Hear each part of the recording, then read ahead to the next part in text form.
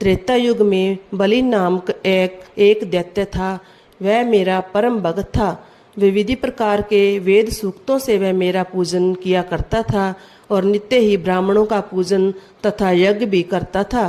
परंतु इंद्र से द्वेष के कारण उसने इंद्रलोक तथा सभी देवताओं के लोकों को जीत लिया। तब सब देवता एकत्रित होकर सोच विचार कर भगवान के पास गए और बृहस्पति सहित इंद्रादिक देवता प्रभु के निकट जाकर नतमस्तक होकर वेद मंत्रों द्वारा भगवान का पूजन और स्तुति करने लगे। तब मैंने वामन रूप धारण करके 5वां अवतार लिया और फिर अत्यंत तेजस्वी रूप से राजा बलि को जीत लिया। इतनी वार्ता सुनकर राजा युधिष्ठिर बोले कि हे जनार्दन, आपने वामन रूप धारण करके उस महाबली दैत्य को किस प्रकार जीता?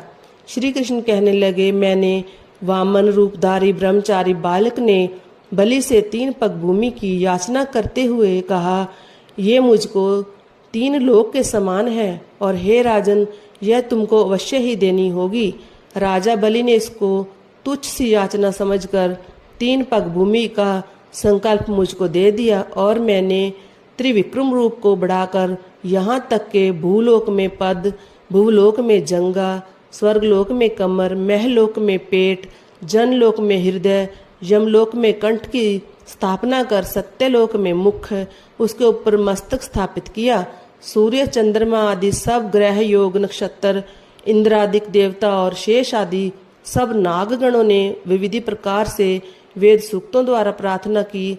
तब मैंने राजा बलि को हाथ पकड़कर कहा कि राजन, एक पग में पृथ्वी, दूसरे से स्वर्गलोक पूर्ण हो गया, अब तीसरा पग कहाँ पर रखूं?